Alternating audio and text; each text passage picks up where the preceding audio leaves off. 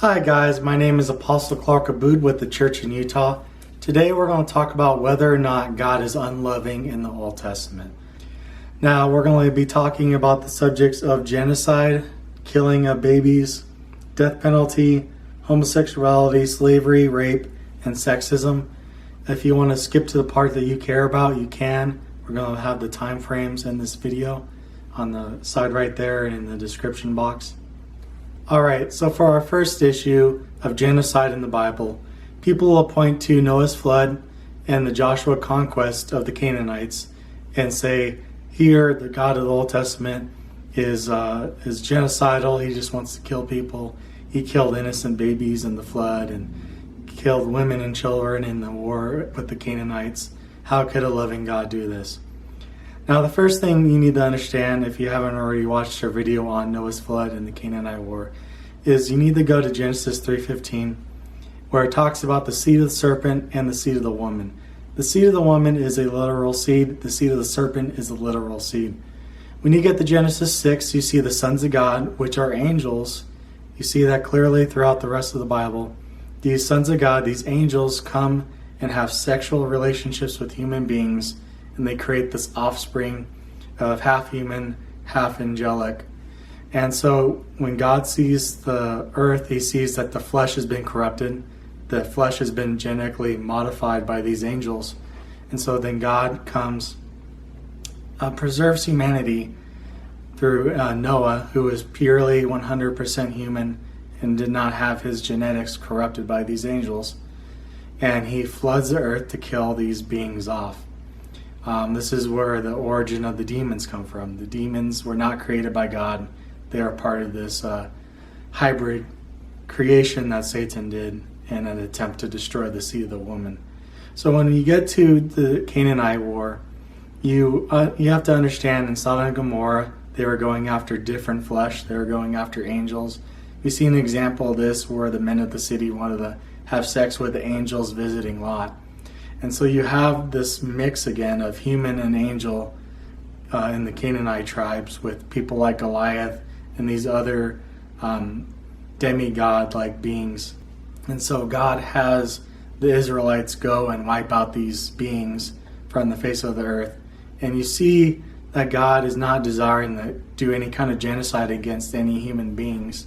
In Deuteronomy chapter 20, you see that God wants them to proclaim peace.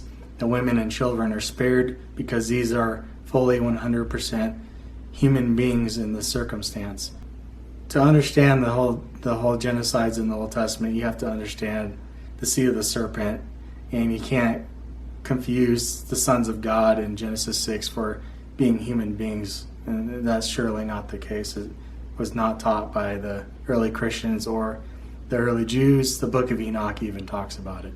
For the second topic of killing children and sons, the first question we have is, why would a loving God ask Abraham to kill his son Isaac? To understand this, first you need to see that God made a promise to Abraham that Isaac would have offspring. In the story of the Bible, we see that God doesn't end up having Abraham sacrifice Isaac, but instead he will provide his son, Jesus Christ. But in this circumstance, say he did sacrifice Isaac. Because of the promise of Isaac having children, God would have brought him back from the dead. This is symbolic of Jesus Christ coming back from the dead as well. Isaac would have lived no matter what would have happened. So our next one is Psalms 137, verse 9. And to understand this, you need to go to verse 3. People will point to this and say, how is it joyful to kill babies? And to understand the context, in verse 3, you see that the Jews are being held captive. Their children and their wives were just murdered by these. And so the Jews, in response to them, where they say, sing us a song, dance, monkey, dance, they respond by saying, we'll kill your children will die. And so it's them, how can you mock us after you just killed our family? We're just going to say something about killing your kids, kind of a thing. The next question is, how could a loving God have the firstborn of Egypt die in the plagues? To understand this, first you need to understand that it was not just to the Egyptians, it was both for the Jews and the Egyptians if they did not put the blood of the lamb on the doorpost. Secondly, if God was being some kind of cruel being that you think he is, he would have had the lastborn killed, not the firstborn, if he really wanted to target little babies and something like that. But the point is, he was going towards the oldest of the children. And this could be someone in their 20s, someone in their 30s, however old the firstborn was. So for our third topic, we're going to be talking about the death penalty. So the first question is, how could a loving God have disobedient children stoned to death? To understand this story, this is out of Deuteronomy chapter 21, 18 to 21. You need to see first the description of the son. You see he's rebellious, stubborn, glutton, and a drunkard. In this, there's nothing that suggests that this is talking about small children or children in general, but like adult offspring. And you're not going to have some 6-year-old being drunk. So in the circumstance here, keep in mind there is no prisons, there is no jails in Israel. Either if you did something bad, depending on what it was, you would either pay a fine or there was the death penalty. So in this circumstance, you have an adult offspring who doesn't listen to anyone, is clearly over the age of accountability, who is not a small child. And this is not just talking about, oh, I disobeyed my parents, ate a cookie from the cookie jar. That's not what this commandment or this law is addressing. It's talking about someone in complete rebellion, not listening to anyone, and someone that's obviously a lot older than 6 years old or something like that. So the next question is, how could a loving God have non-virgins who get married be put to death? And this is in Deuteronomy chapter 22, verses 13 to 21. So first off, the death penalty here is applied to women who are getting married under the false impression that they're virgins. In this contract, fraud is being done in this marriage. And so if the woman is truly a virgin, then the husband gets punished. If the woman defrauded him in this contract, then there was that punishment there. So for our fourth topic, we're going to be talking about homosexuality. Now, there's a lot of people out there who've never been gay who are very committed and devoted to say homosexuality is not a choice and these people can't help it. I'm a former homosexual. I know it can change. There's a lot of people who've never been gay who think they know something about it and they just don't. And so when you go into the Old Testament, people understood what homosexuality is. I talk about it in my testimony. But if you go to 1 Kings chapter 14, verse 24, and 2 Kings chapter 23, verse 7, you see that people who were homosexual in the Old Testament understood why they were gay. Now, in our secular society, people think it's something maybe genetic or something from their family environment. But this real thing here is that we're talking about a supernatural thing. My homosexual desires left me when I had an unclean spirit leave me. The thoughts, the desires for men inside of me were intrusive desires from a demonic spirit. Now, that's not very popular today to say that, but that's true. And for the people I've helped out of it, they've had their lives truly changed. Now, in the Old Testament, there was no demon deliverance. There was no exorcism or anything like that. Jesus was the first person to do any exorcisms. And that's, we see that in the New Testament where people were amazed by that.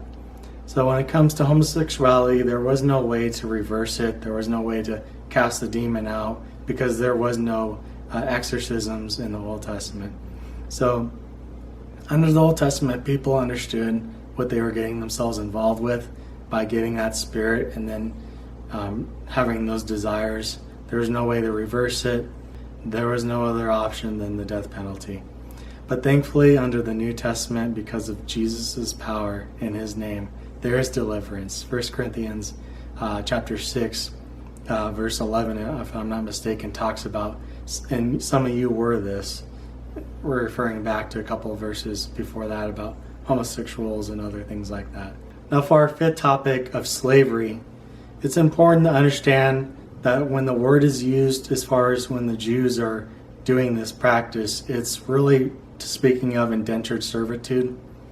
And you see this as an example where people are in this indentured servitude to pay off debt, or if they stole something from someone, they would be in the servitude to pay back the person if they had spent whatever they had stolen or whatever may have happened to those stolen possessions. And then thirdly, there was an option of people who did not have a lot, who weren't able to provide for themselves, where they could sell themselves to basically have free room and board, but they would have to work and they would have their meals and everything like that so they could be provided for. So these were the three reasons why there were this indentured servitude in the Old Testament. There's a number of ways that people could have got out of this. This is not the same as the slavery in America, which was cattle slavery. In this indentured servitude, people could get off of it if they paid off their debt through the work, if they paid off the money or possessions they had stolen, or if they had a family member pay off the rest of their debt, or if it was Jubilee, and or the person that was over them decided to just let them go. And so these are the different reasons why someone would get off of this indentured servitude. And the best way to explain it is the student loan forgiveness program. So in the U.S., you have a program where you have to work for a nonprofit or for a government for 10 years. And after those 10 years, your student loan is forgiven. This is the same exact thing of what was going on in the Old Testament. Basically, you are required to work at this job for a certain amount of time to get your loan or debt paid off. You also see in this the whole topic of slavery in the Old Testament. You see the example of the love slave in Exodus 21:5. And basically, after someone has served either their debt or they signed under to work for you so they could have a better life, if they wanted to stay longer for life, they could. And so this is showing that there was complete free will in this circumstance. Our sixth topic is rape.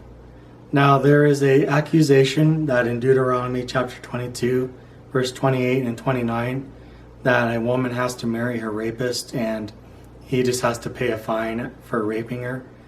And this is spread by a lot of people. But let's look at what the Bible actually has to say. So if you go back a couple verses before that, in Deuteronomy chapter 22, verses 25 and 27, you'll see that rape is punishable by death. No ifs, buts about it. It's if you rape someone, you're going to die. And so when we get to chapter 22, there's nothing to say that this is a rape. Basically, this is having sex before marriage, and is being taken from Exodus 22, 16 and 17, where it addresses this topic a little bit more in depth. Where if you have sex with a girl, even if you don't get her pregnant, you have the father has the option of either having you marry his daughter because you had sex before marriage, or not accepting you, and you still pay this fine for taking her virginity when it didn't belong to you. And so this circumstance is talking about premarital sex. It's sort of like in the South where people still, if someone gets knocked up, the man will propose and have the wedding with the girl because he got her pregnant. And this is the same kind of thing. This has nothing to do with rape. It's considered, and when you get to the topic of why is she considered defiled or violated, it's because he took her virginity. That's why it's considered a violation of her, because it didn't belong to him. He is not her husband. So the next topic is the Old Testament has sex slavery in it. How do you justify this? So this goes to Deuteronomy chapter 21, verse 10 to 14. Basically, a woman, they went to war. She was left alive. And if a man sees this woman, after a month he can marry her. So they argue that this is about rape. We know from chapter 22 and elsewhere that rape is punishable by death. this is not talking about rape of the woman. Clearly, it's implied that this is not about rape. So there is consent in this situation. So after a month, the man may marry this woman. It mentions that divorce can be an option, so it's not just like I marry this woman and I hit it and quit it and leave. But this is just addressing the topic of divorce, that you can leave this woman after you get married or even before you get married to this woman. But you have her in your house. You're preparing as if you're going to marry her, and you don't marry her. It's humiliating in that respect. And so in this entire circumstance, the woman is not being raped. There's a month of time between when she's brought into the house till she has the option of being married to this man. And we know it's not rape because it's a death penalty. So our seventh topic is sexism. And the question is, how could a loving God say women must remain silent in the church? To go to this, the Greek word being used for silent is just talking about not being disruptive, not overly talking. And so this has nothing to do with women not allowed to speak in church. We see examples of this in 1 Corinthians 11 where women are praying and prophesying on the subject of the head covering. So this clearly is not talking about women not allowed to speak. If you go to the context, if you go to the Greek, it makes it clear if there was any confusion about it. So with that being said, I hope I was able to answer these questions for you. If you haven't seen our video on archaeology for the Bible, we encourage you to. We show over 20 examples of archaeology proving the Bible happened. Noah's flood, the Egyptian plagues, the Exodus, all that. And then finally, we encourage you to watch the other videos on our channel. With that being said, God bless and amen.